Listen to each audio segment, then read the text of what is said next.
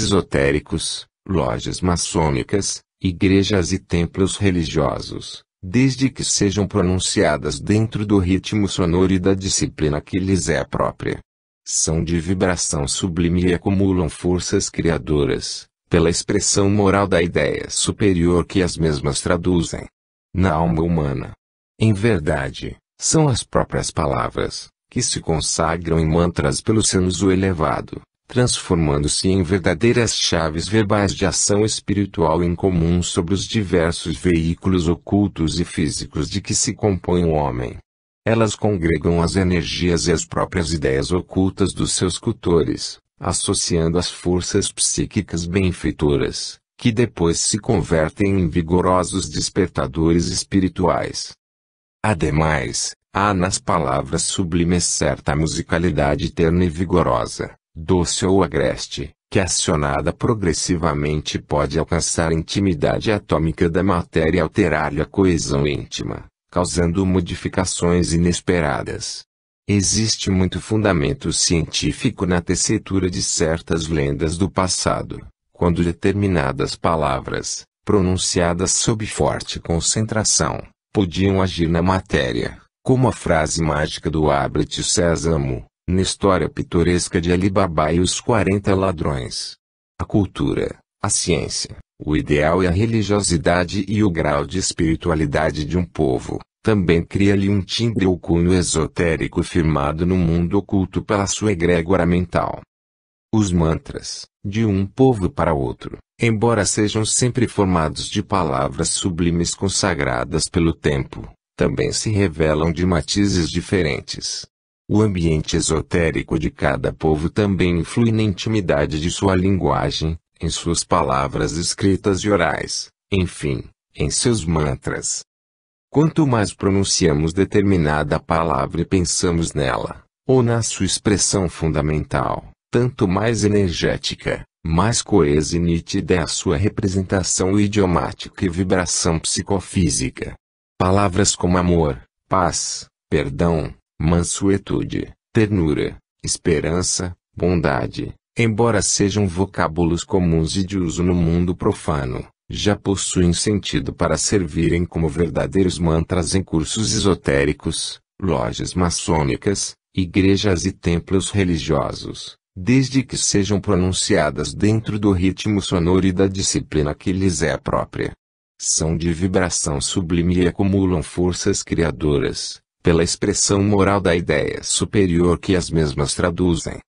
A Igreja Católica possui os seus mantras, os quais, quando recitados religiosamente e dinamizados pela música sacra, acomodam a alma, reajustam energias espirituais, dispersam emoções desagradáveis e associam sentimentos sublimes nos crentes, incorporando-se aos pensamentos semelhantes e ensejando purificações emotivas e mentais. Pergunta: para nossa melhor compreensão espiritual, poderíeis dar-nos alguns exemplos dessa influência emotiva e mental do mantra? Ramatiz, ante a palavra guerra, por exemplo, que poderíamos considerar um mantra negativo e fatídico, o homem desata na mente uma série de imagens e lembranças mórbidas, como soldados esfrangalhados, desgraça, sangue, morte, hospitais e bombas. O tema guerra ainda associa outras evocações amargas ou quadros temerosos de carestia da vida, convocação de filhos ou netos, falta de gêneros alimentícios, epidemias, desempregos, cidades em ruínas. Obviamente, uma simples palavra pode desencadear no psiquismo humano quadros mórbidos de toda a espécie.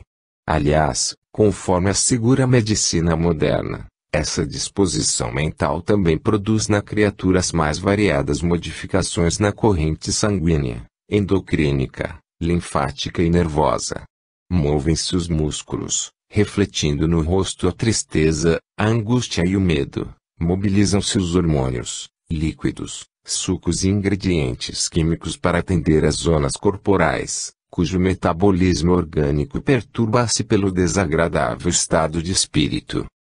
Ainda há pouco tempo a humanidade terrena comprovou o efeito terrificante dos mantras negativos e malévolos, Quando o nazismo divulgou pela Alemanha fórmulas, distintivos, insígnias e símbolos, que, tanto pela imagem como verbalmente, visavam despertar as emoções belicosas dos alemães.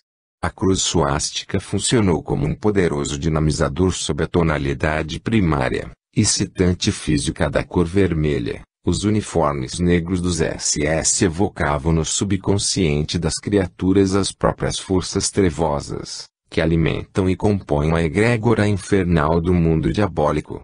Tudo isso acicatou o temperamento belicoso e destrutivo do povo alemão, despertando mágoas, ressentimentos, prejuízos e humilhações sofridas na vida humana e ansiosos de desforra contra as demais nações. Os povos vencidos pagaram duramente o transbordamento mórbido dos nazistas, onde os crimes bárbaros e bestiais figuraram a conta de saneamento louvável, como no caso dos judeus. Adolf Hitler, medianizado pelos mentores das sombras, usou e abusou da força da palavra no evento nazista, praticando o feitiço verbal mais chocante e pernicioso na história do mundo. Mas, em sentido oposto e positivo, a palavra paz é maravilhoso mantra que produz um estado de espírito eufórico, agradável, sedativo e jubiloso, principalmente entre as mães, porque alimenta ideias e imagens confortantes, esperançosas e otimistas, associando a segurança, tranquilidade e alegria de viver. É palavra amiga e inofensiva, que recebe o alento e energia criadora dos pacifistas, instrutores espirituais, discípulos do bem e amigos do Cristo. Assim como a palavra de maldição semeia amarguras e perturba a pessoa avisada, o vocábulo guerra é de ação enfeitiçante sobre uma coletividade, despertando medo, aflições e depressão psíquica. E a bênção, quando dinamiza energias salutares e consoladoras no indivíduo, também equivale à palavra mantrânica paz, que dissipa no espírito as apreensões futuras, os temores mórbidos e reergue o ânimo para a construtividade futura. Pergunta: qual é o mantra de maior importância já consagrado pelo tempo, no seio de nossa humanidade? Ramatiz: há mantras universais, cujos sons e vibrações identificam a mesma ideia mater em toda a face do orbe. É o caso do vocábulo Aum, que se pronuncia mais propriamente Om, pois é um mantra poderoso em qualquer latitude geográfica. No seu ritmo iniciático, é a representação universal da própria ideia de Deus, a unidade, o absoluto. Na sua expressão idiomática elevada do mundo, ele tem por função associar, tanto quanto possível, na sua repercussão vibratória, o máximo sensível do espírito do homem da essência eterna e infinita de Deus. Os monges brancos do Himalaia, criaturas condicionadas a uma vivência sublime, frugais e vegetarianos, cuja glândula pineal funciona ativamente na comunicação sadia com o mundo espiritual, quando recitam um mantra, alma alcançam tal clímax vibratório, que se sentem imersos no plano edênico.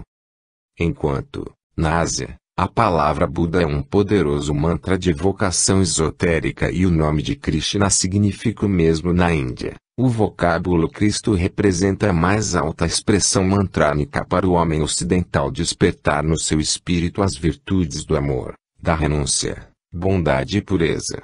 Os iniciados que sabem dar curso à vibração sonora sideral do vocábulo Cristo também mergulham num estado de expectativa cósmica, tomados de júbilo, esperança e imunes às vicissitudes e crueldades do mundo.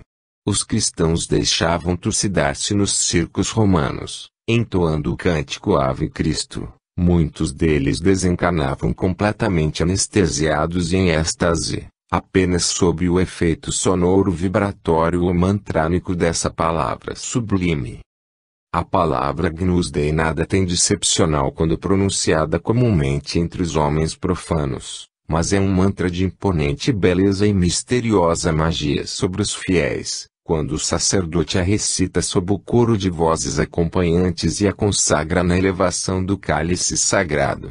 A Igreja seria um dos maiores viveiros de milagres, Caso os seus crentes soubessem aproveitar as energias criadoras do que despertam pela sonoridade dinamizadora de certos mantras, evocados durante as cerimônias religiosas católicas. A convergência de sentimentos e pensamentos elevados de todos os presentes compõe a egrégora sublime alimentada pelos mantras de energias poderosas. Sem dúvida, ao término de cada missa os estropiados abandonariam suas muletas e os enfermos dariam gritos de júbilo ante as curas miraculosas no seio da própria nave. Pergunta: qual é a diferença da mesma palavra de sentido comum no mundo profano, mas consagrada como um mantra nos ambientes religiosos, esotéricos e iniciáticos? Ramatiz: há homens que passam indiferentes diante de um majestoso roseiral esmagando as pétalas espalhadas no solo. O artista, no entanto, comove-se, enlevado diante da mais singela rosa. Há homens que falam no Cristo com a mesma displicência com que mencionam a marca do cigarro preferido. Mas, também, existem os que se alheiam do próprio mundo quando pretendem evocar a imagem do mais generoso amigo do homem.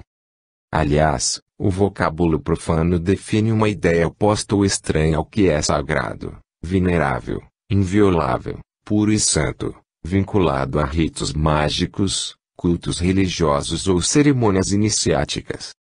Em consequência, a mesma palavra que só identifica uma ideia ou ideias, no mundo profano, pode despertar encanto ou euforia, quando pronunciada mantranicamente no mundo sagrado de intimidade espiritual do ser. O que dá força à palavra transformada em mantra, além de sua significação superior ou consagração sublime, é a vontade, a ternura, a vibração pessoal e o amor de quem a recita em fusão com a vibração individual do próprio espírito cósmico. O recitativo mantrânico, disciplinado pelas leis de magia do mundo oculto, transborda de poder e força no campo mental, astral e etérico do homem. É poderoso vocábulo ou detonador psíquico, que liberta as energias do espírito imortal e o conduz ao arrebatamento, à suspensão dos sentidos comuns, pela fugaz contemplação do mundo divino. Pergunta: se o mantra é o vocábulo que arrebata a nossa alma pela sua sublimidade sonora e idiomática, porventura o seu oposto não seria uma palavra de profanação? Ramatiz: o mantra pode ser uma palavra, um verso, um aforismo ou uma fórmula, variando o seu culto conforme as diversas fraternidades iniciáticas, doutrinas espiritualistas e credos religiosos. Ele deve resultar de uma consagração idiomática vivida num campo benfeitor ou imantado de sentimentos amorosos, que radiam ou convocam energias que sublimes quando enunciados sob determinado ritmo e evocação sonora. Há criaturas que mobilizam as palavras mais comuns, dando-lhes um efeito mantrânico, porque são rogativas que beneficiam os demais companheiros, enquanto outras, vingativas e inconformadas, operam no sentido oposto produzindo um enfeitiçamento verbal na convocação de forças mesquinhas, enfermiças e destrutivas. Pergunta: sentimos dificuldade em crer que um conjunto de letras agregadas numa palavra consagrada por mantra provoque o arrebatamento contemplativo da própria alma, ou o seu oposto possa congregar forças demolidoras contra o homem. Ramatiz: a própria natureza possui a sua linguagem específica e expressa-se em sons diversos, através de motivos e funções dos seus reinos, onde cada coisa, mineral, vegetal, animal ou humana, representa uma letra viva compondo divinas palavras. Que é a vida, senão o Verbo de Deus? A linguagem humana deriva-se de uma só base ou expressão linguística primitiva, pois todos os idiomas trazem sinais indeléveis de que provieram de um só tronco original. As letras não são produtos de caprichos extemporâneos ou invenções a esmo. Elas nasceram como símbolos necessários para representar os estados da alma através do físico, e por esse motivo estão fortemente impregnadas do próprio espírito e das ideias que as originaram. Por isso, elas podem ser agrupadas e ajudar na sua vibração sonora e o dinamismo liberador dos chakras do duplo etérico, produzindo elevadas emoções nas criaturas de bons sentimentos e a serviço da verdade espiritual.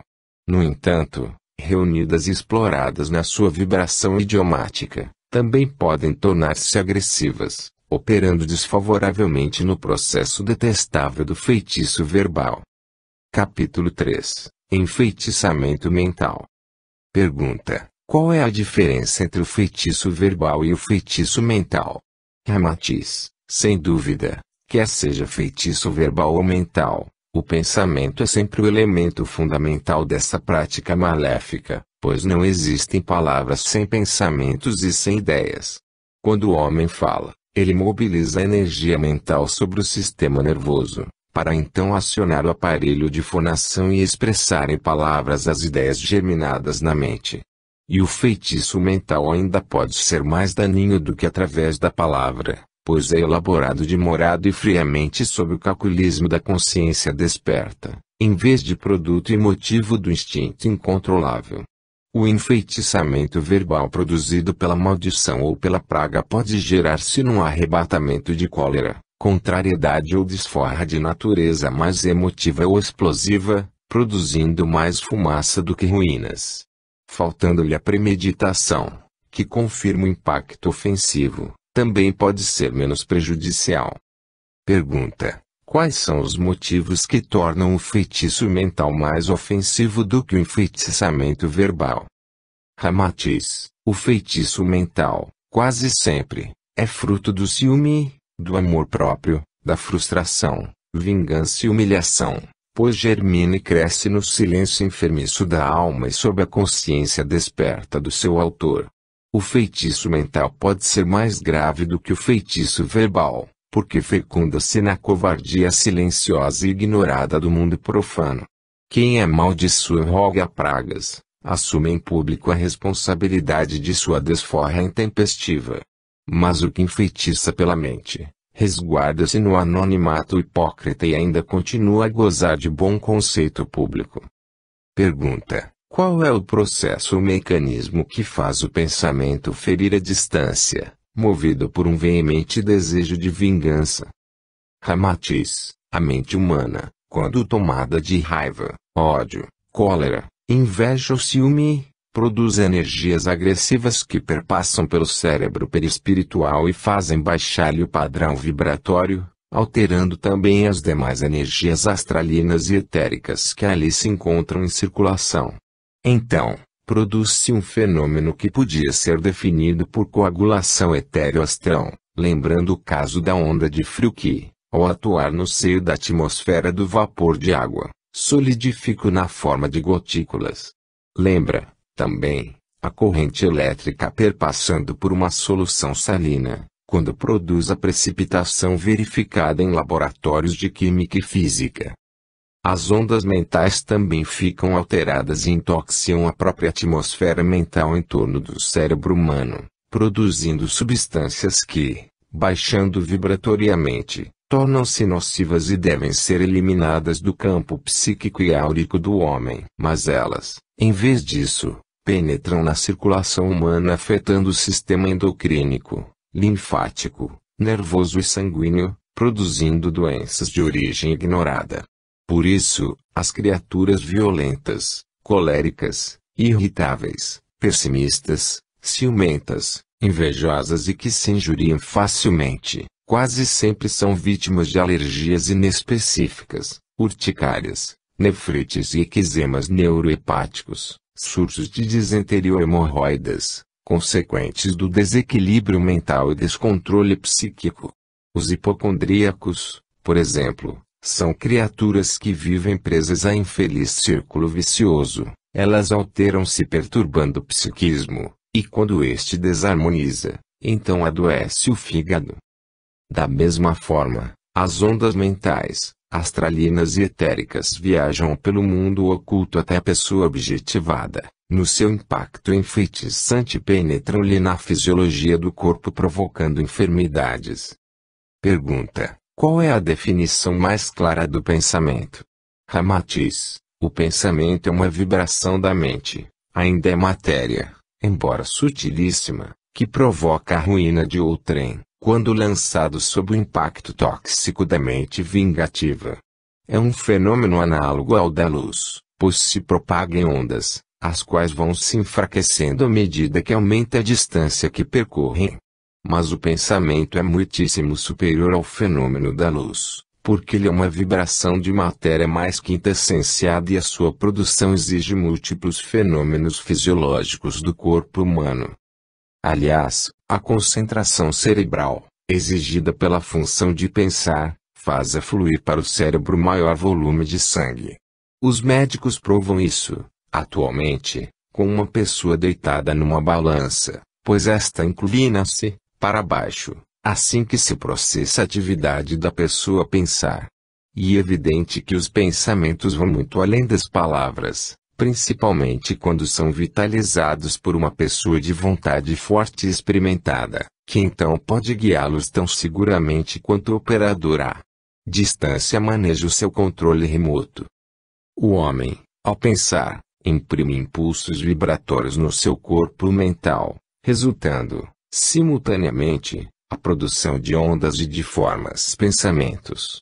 Conforme a lei de repercussão vibratória, a vibração do corpo mental se propaga pela matéria que a rodeia, assim como a vibração da campainha se dissemina pelo ar atmosférico e o ambiente onde é acionada.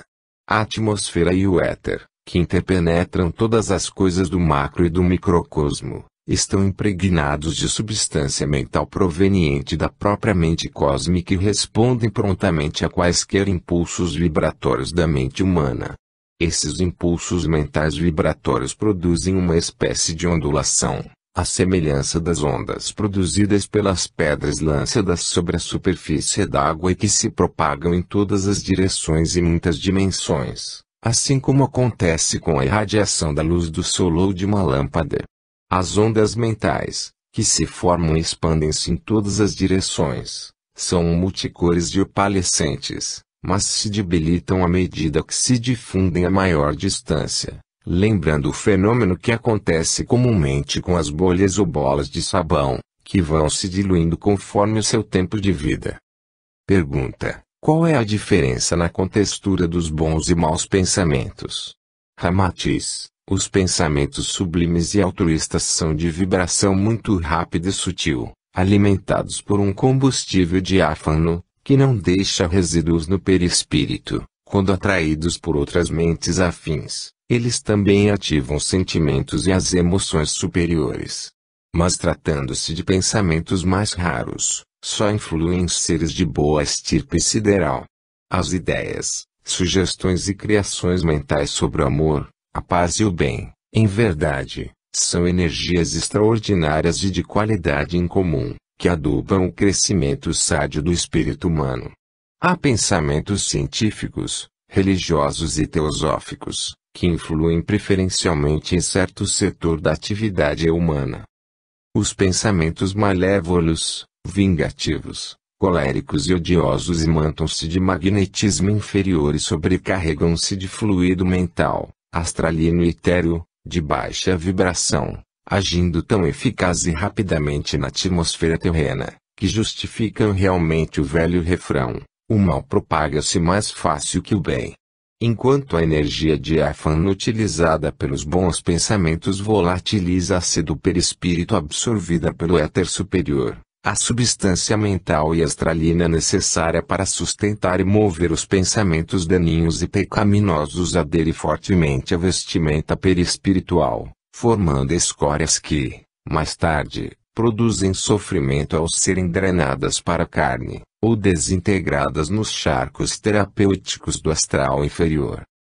O homem é o que pensa, o seu espírito, quando escravo das manifestações desregradas, faz da mente apenas o instrumento de sua relação egoísta com o mundo inferior, e depois da morte submerge-se num mar de magnetismo viscoso e aderente.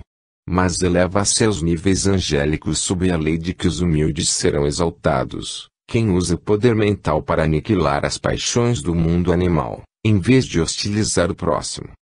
Pergunta: poderíeis dar-nos um exemplo da diferença entre o pensamento elevado e o malévolo, em que um deixa resíduos e outro volatiliza-se no perispírito?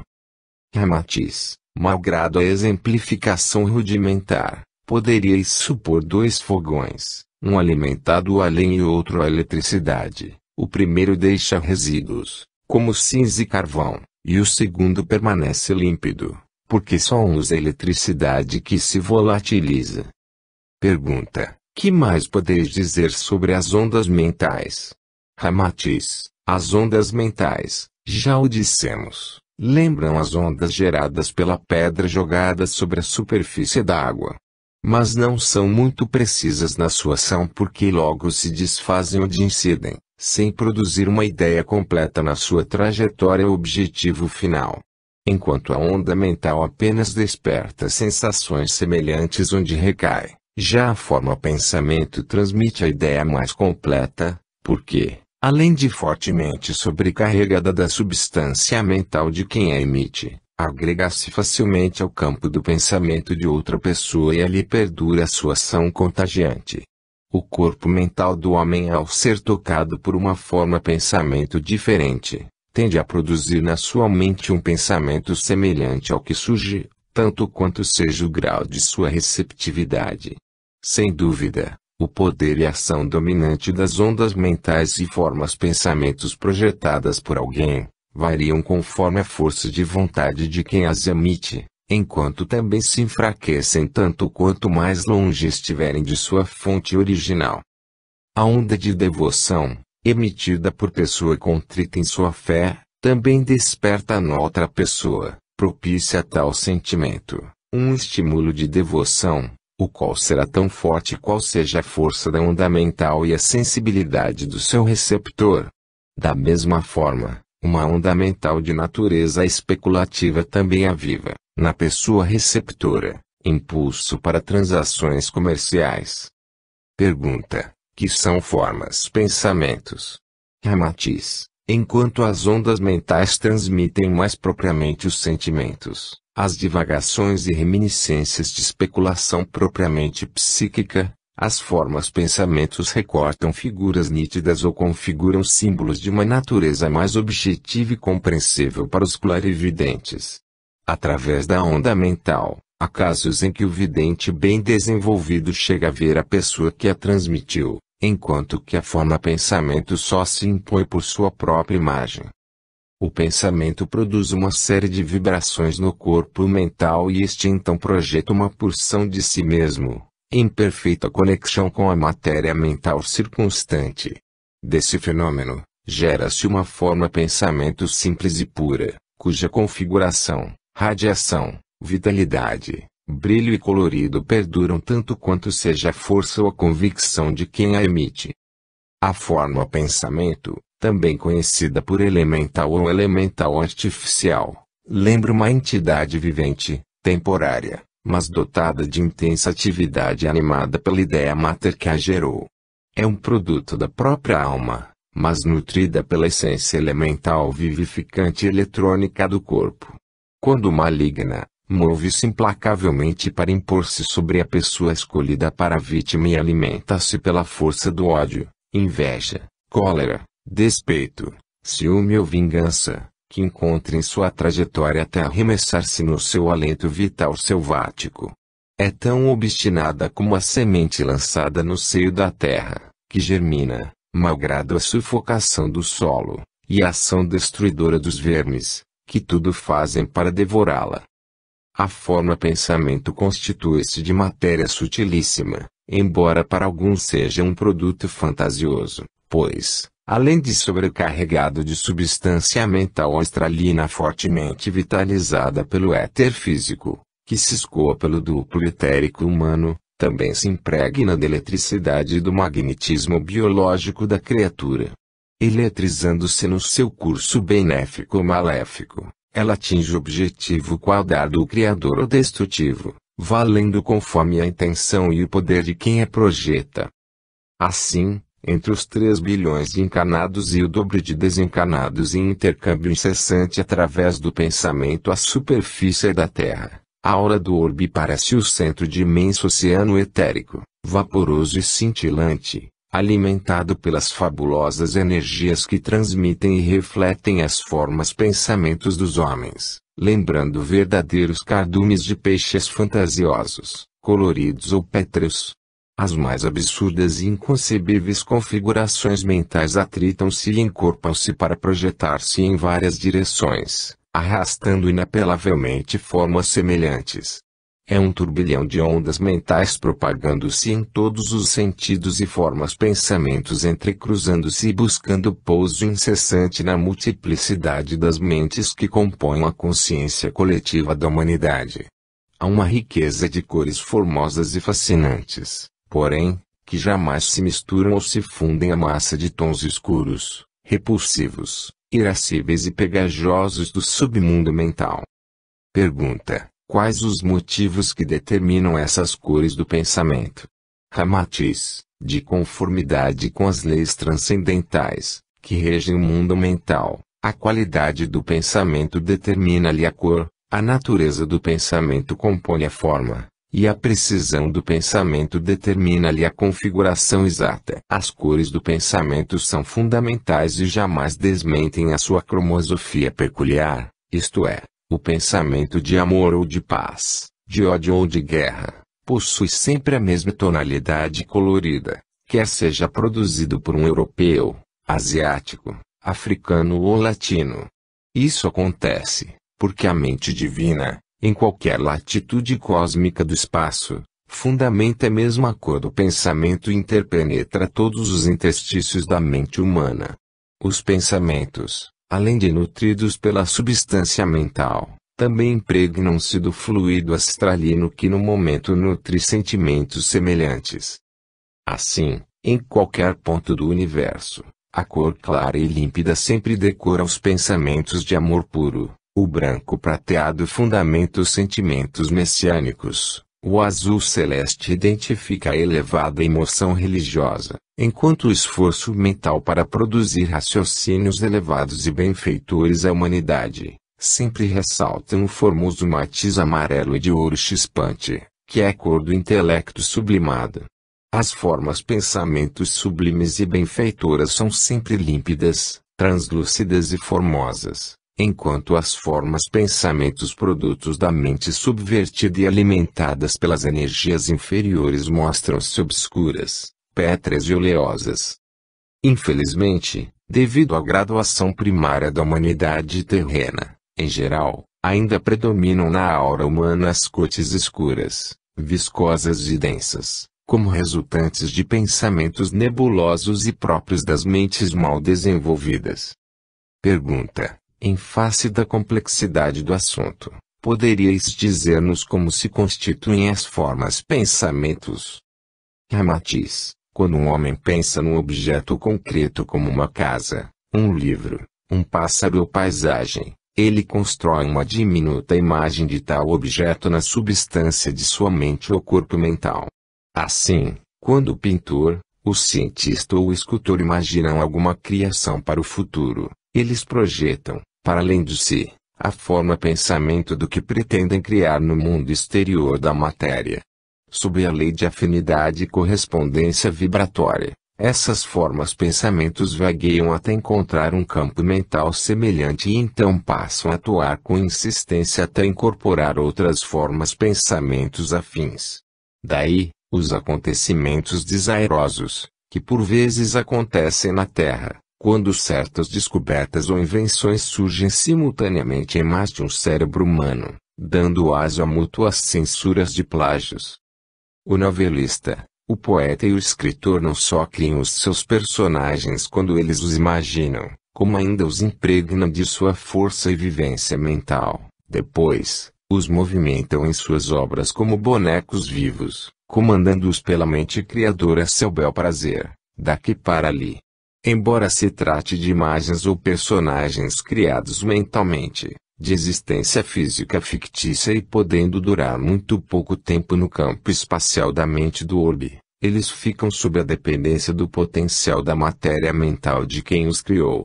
As imagens ou formas pensamentos criadas pelos homens, às vezes, São tão vigorosas e perfeitas, que em certos trabalhos espiritistas, umbandistas ou esotéricos, onde o ambiente mental e psíquico se torna hipersensível, os videntes mal desenvolvidos chegam a confundi-los com espíritos desencarnados, o que não passa de um fenômeno de ideoplastia mental. Nota: assim são as histórias de Branca de Neve e os Sete Anões, Chapeuzinho Vermelho, O Gato de Botas, Pinóquio, Cinderela e outras, que fizeram as delícias de nossa infância, cujos personagens ainda permanecem em nossa mente como criações vivas e indestrutíveis. Vide o capítulo Vidência Ideoplástica, da obra Mediunismo, de Ramatiz. Fim da nota. Em trabalhos de hipnotismo é possível conduzir-se o sujeito a ver numa folha de papel as formas pensamentos criadas simultaneamente pelo hipnotizador, e que então, lhe parecem objetos físicos e reais.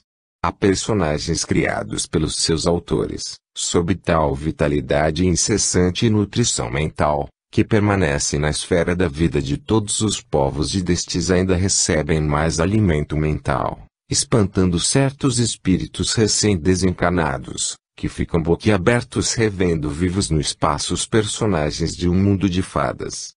Pergunta: como se explica que os pensamentos lançados para além do indivíduo que os produz ainda possam causar-lhe influência pessoal?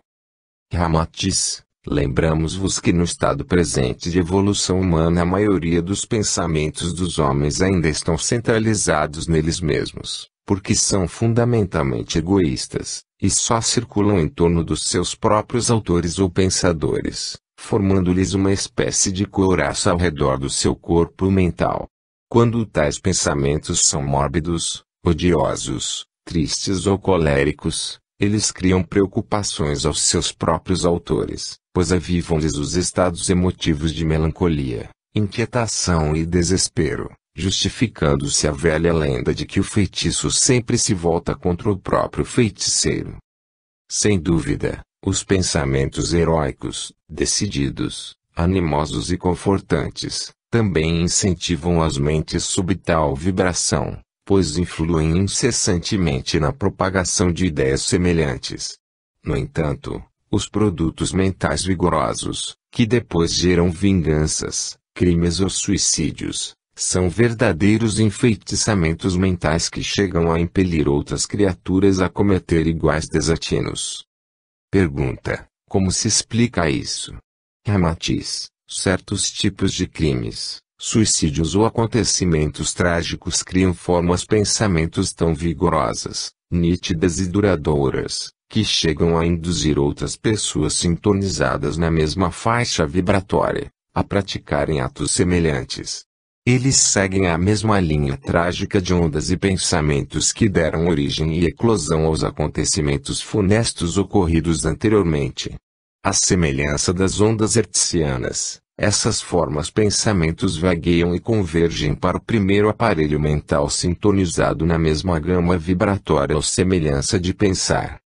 O homem vacilante, mas sob o impulso incontrolável do ódio, que pensa em matar o desafeto, ou ainda num suicídio desesperado, mas falta-lhe a coragem para cometer tal desatino, pode captar o mesmo impulso mental alucinatório de outrem e fortalecer a sua ideia macabra pela sugestão e influência alheia. As formas pensamentos que alimentaram os fatos trágicos terminam por preencher o hiato de vacilação mental, impelindo o imprudente, que é ainda vítima de suas próprias emoções, a praticar o crime ou a sua destruição. Na verdade, esses pensamentos mórbidos não matam, mas fortalecem e empurram outros pensamentos semelhantes a acionarem a criatura que se deixou auto-hipnotizar por qualquer intenção desesperada.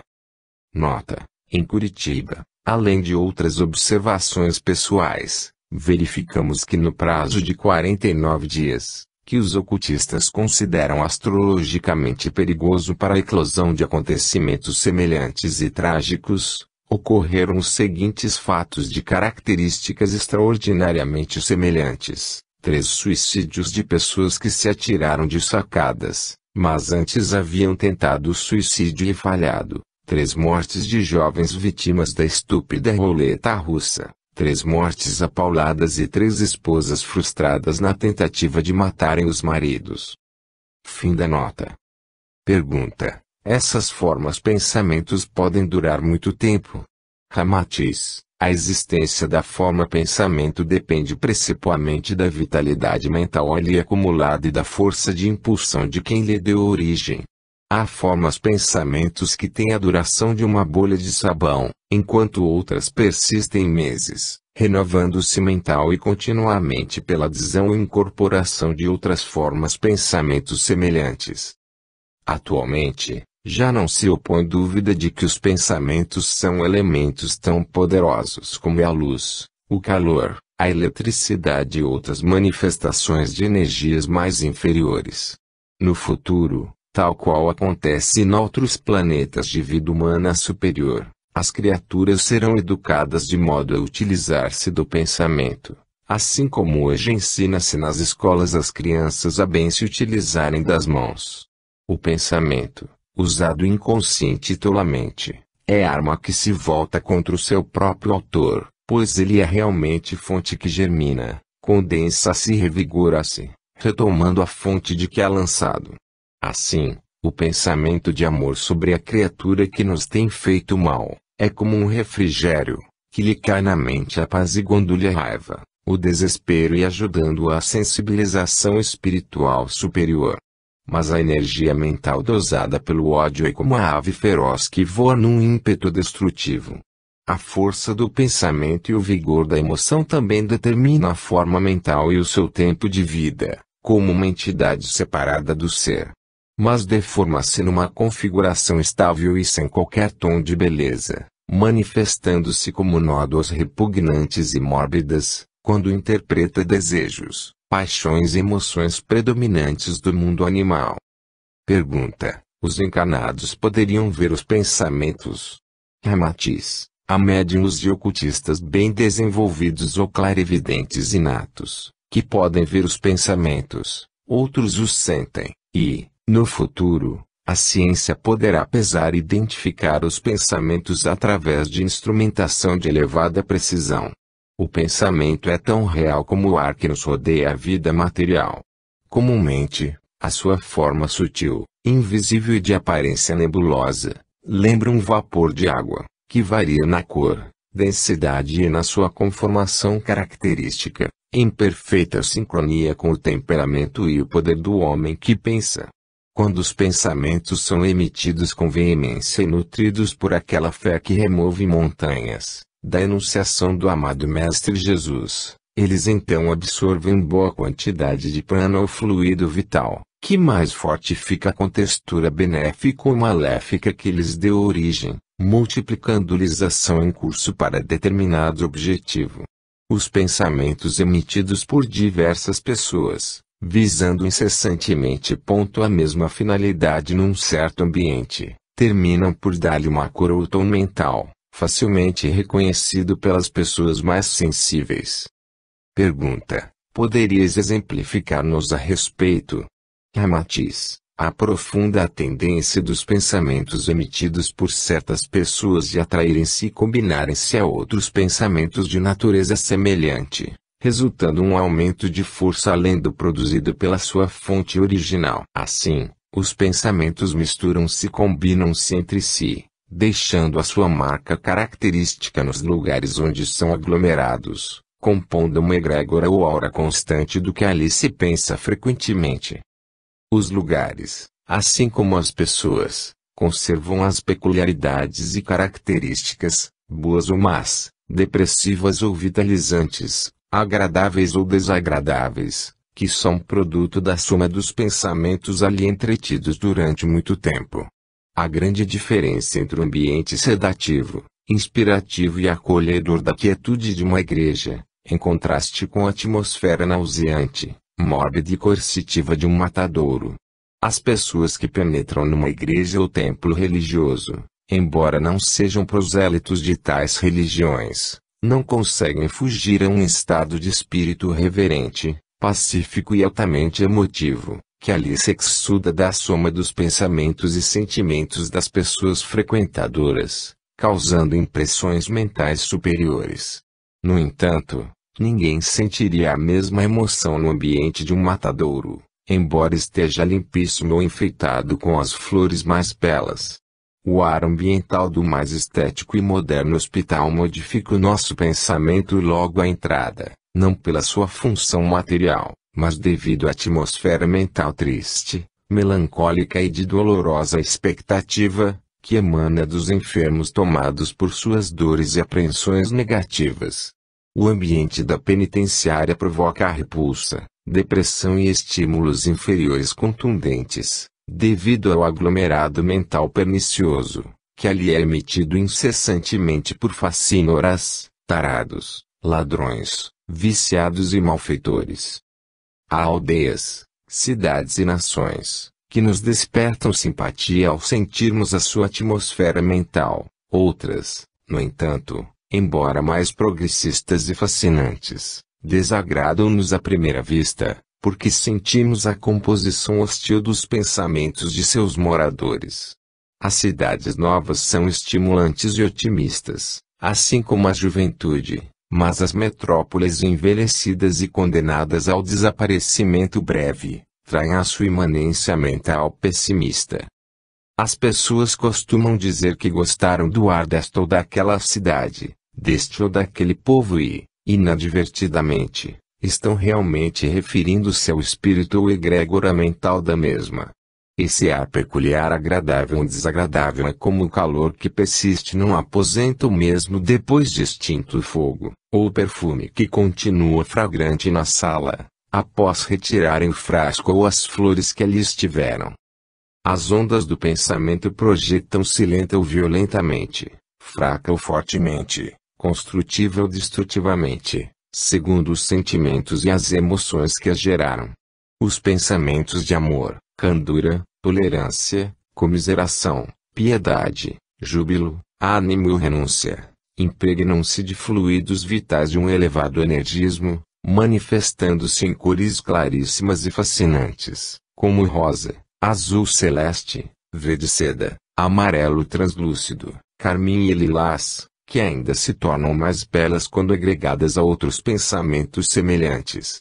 No entanto, quando são gerados por sentimentos de cólera, e ciúme, inveja, vingança, avareza, ódio, luxúria, egoísmo, irascibilidade, crueldade, desespero, maledicência ou desânimo, poluem-se durante a sua trajetória incorporando outros produtos mentais inferiores e degradantes, que aumentam o seu teor original. Capítulo 4 – Enfeitiçamento por meio de objetos. Pergunta: que se deve entender por condensadores maléficos colocados em pontos estratégicos das vítimas de enfeitiçamento? Ramatiz: condensadores de enfeitiçamento, já o dissemos, são objetos de contato mais íntimo, furtados às pessoas a serem enfeitiçadas. Os feiticeiros catalisam neles forças primárias, excitadoras enfermiças, que depois projetam-se em direção à aura dos seus próprios donos. Certos objetos, além de sua função de condensadores malévolos, ainda funcionam como transformadores de corrente fluídica, contribuindo para baixar mais rapidamente o campo vibratório defensivo na aura do enfeitiçado. Pergunta: como é possível tais objetos causarem perturbações à distância, sem qualquer ação propriamente física ou material? Ramatiz: na lei de correspondência vibratória, a matéria reage sobre a matéria, a eletricidade sobre a eletricidade, o magnetismo sobre o magnetismo, o fluido sobre o fluido, a radiação sobre a radiação, o pensamento sobre o pensamento e o sentimento sobre o sentimento. E como os objetos, coisas e seres do mundo, apesar de sua contextura e configuração física, são campos das mais variadas energias condensadas ou materializadas do cosmo, eles podem ser ativados por forças do mesmo nível de vibração e descarregar sua carga saturada sobre pessoas visadas pelos feiticeiros. A vítima vincula-se ao mesmo campo subvertido dos objetos enfeitiçados através do seu duplo etérico, convertendo-se de uma estação receptora de maus fluidos, espécie de cêntrico fio terra, que recebe o impacto ofensivo e descarrega resíduos para o solo num fluxo contínuo de carga e descarga. Pergunta: porventura, essas energias subvertidas ou agressivas já não existem livres em torno de nós, podendo prejudicar-nos sem qualquer necessidade de ritos ou processos de enfeitiçamento? Ramatiz, e de senso comum que o acasalamento de energias e a receptividade de forças dispersas pela natureza dependem fundamentalmente de sua sintonia de frequências simpáticas.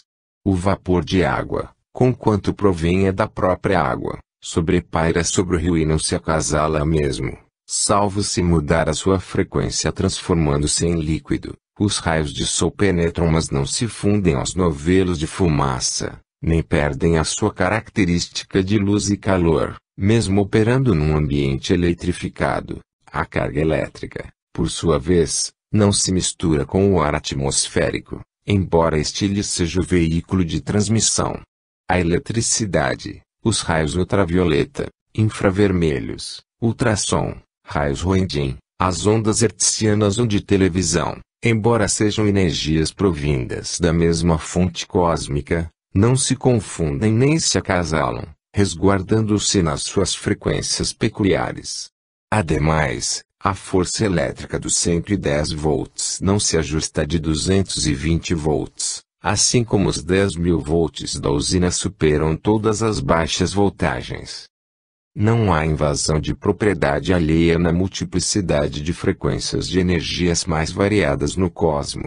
O homem pode viver cercado das energias mais poderosas e agressivas, sem dar por isso ou se enfeitiçar, mas, quando inteligências subvertidas e experimentadas na movimentação maléfica dessas forças planetárias, modificam a frequência original de certa energia, podem ajustá-la habilmente à mesma frequência áurica da pessoa que é alvejada para o malefício. Os magos e feiticeiros, que operam com eficiência no mundo oculto, podem mobilizar e acasalar forças incomuns aos sentidos físicos, interferir malevolamente no corpo dos encarnados, acicatando-lhes as emoções ou alterando-lhes o campo mental, como é o caso de obsessão. Pergunta: cremes que certas pessoas são favoravelmente eletivas ou receptivas para o acasalamento dessas energias perturbadoras? Não é assim?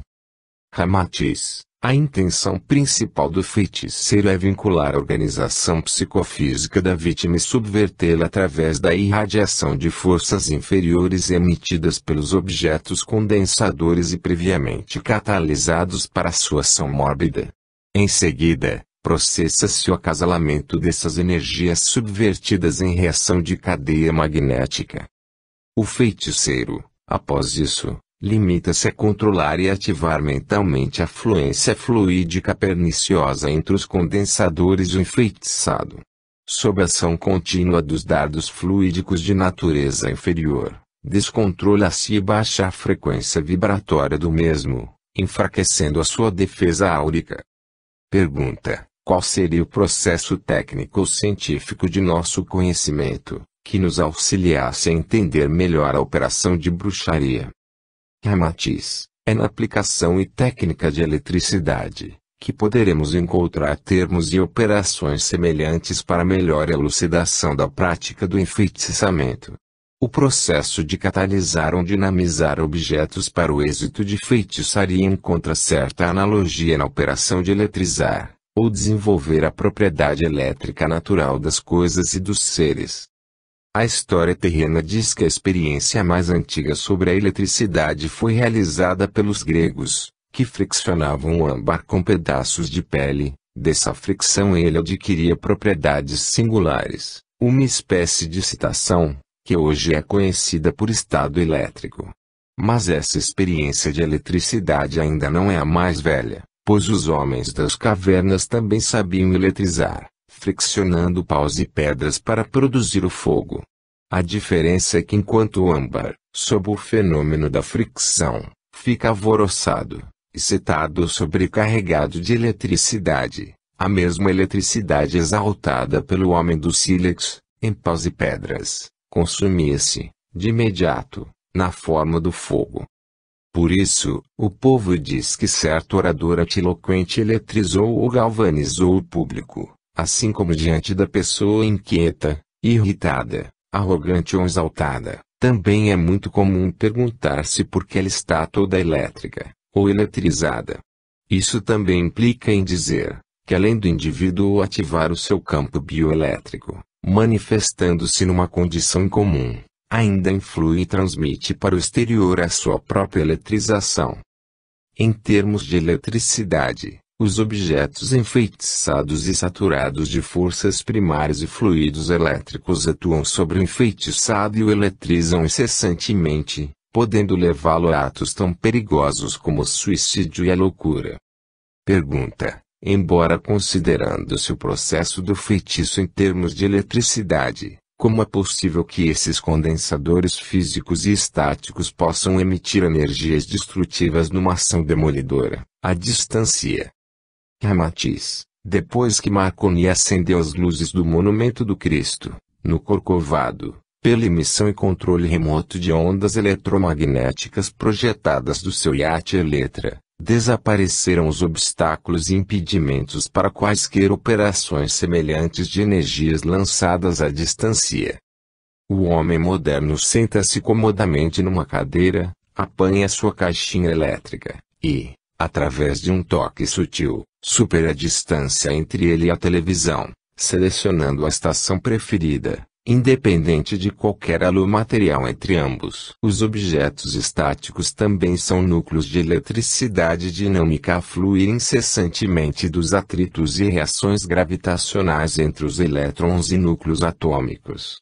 Quando essa carga é excitada, o objeto de sua ação transforma-se num agente ativo e emissor de eletricidade, variando conforme o potencial desperto na sua excitação. Futuramente, as experiências científicas de laboratórios poderão esclarecer, facilmente, os processos de feitiço ou encantamento, pela análise de sua ação análoga ao controle científico de ondulações, frequências, eletrização, indução, acoplamento, carga dinâmica, estática ou modulações. Feitiço, benzimento, quebranto, passes, telepatia, radiestesia, psicometria, mal-olhado, amuletos, talismãs, defumações, banhos de descarga, hipnose, fenômenos mediúnicos de levitação, bilocação, desmaterializações ou voz direta, água fluidificada, semeaduras e colheitas de plantas em horas favoráveis ou demais crendice e superstições, serão explicadas cientificamente, fora de qualquer dúvida. Então os cientistas verificarão que tudo provém de uma só fonte de energias, embora variando em suas frequências, a manifestar-se sob implacável disciplina vibratória, na forma de acontecimentos incomuns, mas não anormais. Pergunta: mas, em face do progresso da ciência humana, ela já não teria podido esclarecer essas coisas duvidosas? Ramatiz: a eletricidade, malgrado ser conhecimento tão corriqueiro no século atual, já foi considerada outrora força misteriosa e miraculosa produzida pelos magos, que então seriam mancomunados com o diabo. Porventura, os médiuns já não foram considerados bruxos e queimados nas fogueiras da Inquisição? Os magos, alquimistas e homens miraculosos do passado operavam no seio das confrarias iniciáticas, templos sagrados e ambientes sigilosos, onde investigavam e experimentavam os fenômenos da vida oculta, semelhantes aos abnegados cientistas modernos, que hoje se encerram nos laboratórios, para descobrirem novos recursos energéticos a favor da humanidade. Sem dúvida, os seus precursores e amadores também eram cientistas, pois abriam clareiras de luz no denso cipoal do mito, da superstição e da ignorância humanas, desvendando forças e elementos benfeitores acima das fantasias e crenças primitivas dos homens temerosos. Eles vibravam, felizes, quando conseguiam produzir uma chispa elétrica, a trepidação magnética de um objeto ou transmitir o pensamento a poucos metros de distância, comoviam-se até as lágrimas, ante a fugaz presença de um espírito, após exaustiva e demorada ritualística para obter uma pitada de ectoplasma. Os acadêmicos envaidecidos, que ainda zombam dos velhos alquimistas e dos seus experimentos empíricos, ignoram e esquecem as grandes mancadas dos próprios cientistas modernos. O Dr. Morel, exaltado membro da Academia de Ciência de Paris, expulsou da